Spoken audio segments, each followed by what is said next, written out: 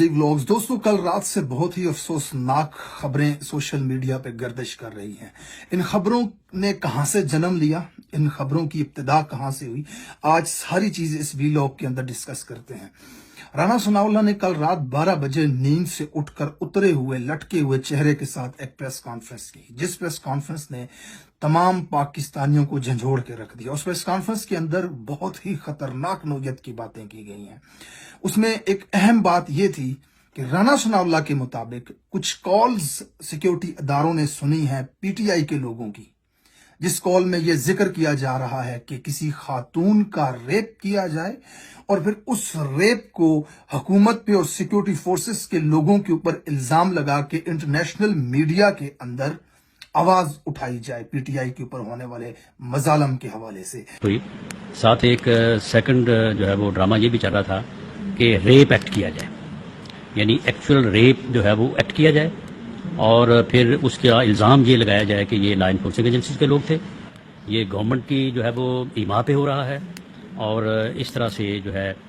وہ پھر واقعہ جو ہے اسے انٹرنیشنل میڈیا میں اچھالا جائے، اور انٹرنیشنل میڈیا میں اچھال کے تو جو ہے وہ پھر انسانی حقوق اور پی ٹی آئی کے ساتھ ہونے والے اچھا، اس پوری پریس کانفرنس کا میں آپ کے سامنے پوسٹ مارٹم کر کے دکھاتا ہوں کہ کیسے یہ ناٹک کیا گیا ہے۔ اچھا، اس پریس کانفرنس سے کافی دیر پہلے نون لیگ کے سوشل میڈیا سیل کی طرف سے اور نون لیگ کے جو پالتو صحافی ہیں ان کی طرف سے یہ ٹویٹ اپنے ٹویٹر اکاؤنٹس کے اوپر پہلے سے ہی یہ خبر بریک کی جا رہی تھی کہ پی ٹی آئی کسی خاتون کا ریپ کرنے جا رہی ہے، کسی بہت بڑے نام کو پارٹی کے قتل کرنے جا رہی ہے، اور اس کا الزام پی ڈی ایم کے اوپر ڈالے گی اور سیکیورٹی فورسز کے اداروں کے اوپر ڈالے گی۔ اچھا، اب سوال یہ ہے، ناصر بٹ مسلم لیگ نون کے سرغنہ بڑے اہم رکن ہیں، نواز شریف کے گھر میں ہوتے ہیں جو ایمن فیلڈ میں، اس کا ایک ٹویٹ بڑا ہی جسے کہتے ہیں کہ مشتبہ ٹویٹ تھا۔ وہ رانا ثناء اللہ کی پریس کانفرنس سے پہلے یہی بات وہ اپنی ٹویٹ کے اندر کر چکا ہے، اس کے بعد رانا ثناء اللہ نے یہ آ کر کے پریس کانفرنس کی۔ اچھا، اب سوال یہ ہے کہ اگر حکومت نے پی ٹی آئی کے عہدیداروں کی وہ کال سنی ہے، تو جہاں پی ٹی آئی کے بہت سارے عہدیداروں کی ورکروں کی کالز کو فوری طور پر لیک کیا جاتا ہے سوشل میڈیا پہ، وزیر اعظم کی، عمران خان صاحب کی بیوی تک کی کالز کو لیک کیا جاتا ہے، تو آپ وہ والی کال پریس کانفرنس کے اندر چلا کے لوگوں کو بتا دیتے ہیں، لوگوں کو سنا دیتے کہ یہ دیکھیں فلاں دو لوگوں کے بیچ میں بات ہو رہی ہے اور اس طرح ریپ کی یہ کہانی بنا رہے ہیں۔ وہ آپ نہیں کر سکے، وہ آپ کے بس میں نہیں تھا، کیونکہ ایسا کچھ ہوا ہی نہیں ہے۔ اچھا، دوسری چیز، اگر تو یہاں پر یہ نوٹ کرنے والی بات ہے، جیسا رانا ثناء اللہ نے کہا کہ اس کا الزام سیکیورٹی فورسز کے اوپر لگایا جائے گا، اگر پی ٹی آئی کے دو لوگ باہر بیٹھ کر کے پلان کرتے ہیں کسی خاتون کا ریپ کرنے کا، تو اس کا الزام سیکیورٹی اداروں کے اوپر کیسے لگایا جا سکتا ہے؟ کسی گلی محلے نکڑ کے اوپر، ہوٹل کے اندر، گھر کے اندر ریپ اگر ہوتا ہے کسی کا جو پی ٹی آئی پلان کری اس کے مطابق، رانا ثناء اللہ کے مطابق، تو اس کا الزام سیکیورٹی فورسز کے اداروں پہ کیسے لگایا جا سکتا ہے، پولیس پہ کیسے لگایا جا سکتا ہے، حکومت پہ کیسے لگایا جا سکتا ہے؟ یہ ایک بہت ہی بھونڈی سی بات ہے۔ لازمی بات ہے کہ کہیں نہ کہیں ان کے پاس انہیں یہ ڈر ہے کہ یہ جو واقعہ انہوں نے کیا ہے یا ہو چکا ہے، اللہ نہ کرے کہ ایسا ہوا ہو، یا انہیں ڈر ہے جس واقعے کا، اگر ایسا ہوا ہے تو یہ کہیں نہ کہیں پی ٹی آئی کے اوپر ملبہ ڈالنے کی کوشش کریں گے۔ اگر سیکیورٹی فورسز کے اداروں کے لوگوں کا نام اس کے اندر آ رہا ہے تو اس کا مطلب ہے کہ ان کی تحویل کے اندر یہ چیز ہوئی ہے۔ میں ایک بار پھر کہوں گا کہ اللہ نہ کرے کسی کی بہن بیٹی، نعوذ باللہ، اللہ معافی دے، یہ بہت ہی گھناؤنا عمل ہے۔ اس کے اوپر بات کرتے ہوئے بھی مجھے بہت شرم، حیا اور خوف آ رہا ہے کہ کسی کی بہن بیٹی، کسی کی بیوی، کسی کی بچی، اس کے ساتھ اس کی اٹس بیونڈ امیجنیشنز کہ ایسا بالکل بھی نہیں ہونا چاہیے، نہیں ہو سکتا، اللہ کرے ایسا نہ ہوا ہو، یہ افواہ ہو، لیکن اگر ایسا ہوا ہے اور سیکیورٹی فورسز کے ادارے اس کے اندر ملوث ہیں تو پھر ایک بات پورے پاکستان کو کان کھول کر سن لینی چاہیے۔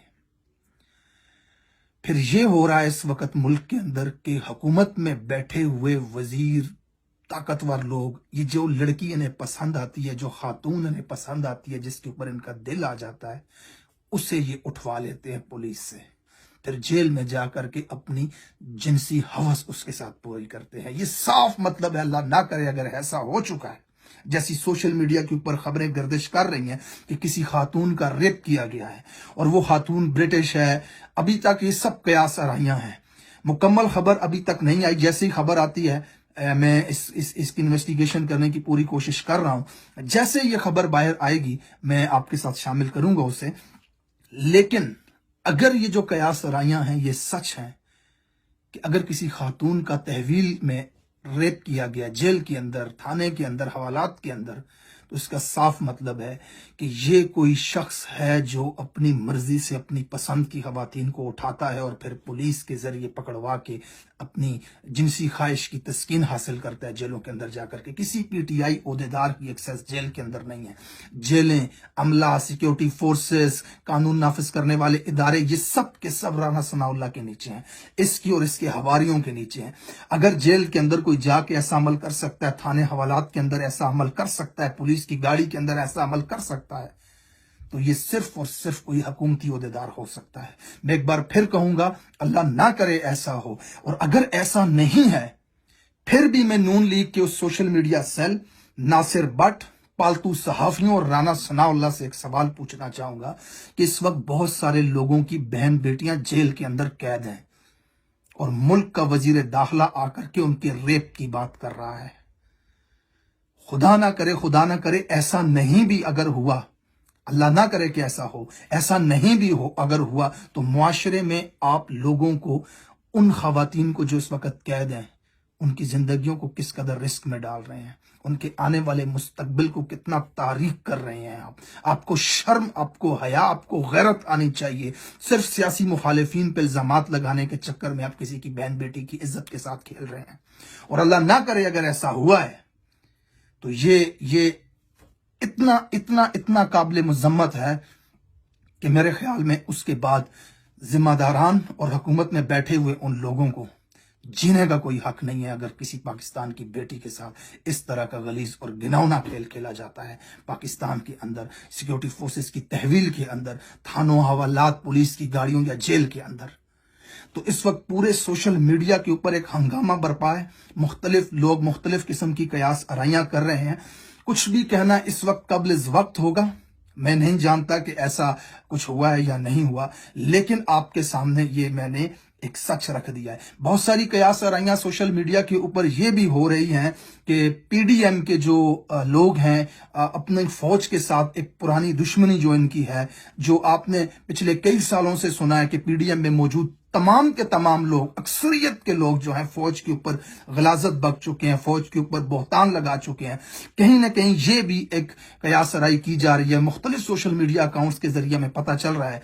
कि पीडीएम के लोगों ने जानबूझकर ये एक ऐसा अमल करवाया, किसी गैर मुल्की शहरी खातून के साथ इस तरह का अमल करवा के सिक्योरिटी फोर्सेस के लोगों के ऊपर इल्जाम लगाने के लिए, ताकि दुनिया में पाक फौज को बदनाम किया जाए। और 1971 में किए गए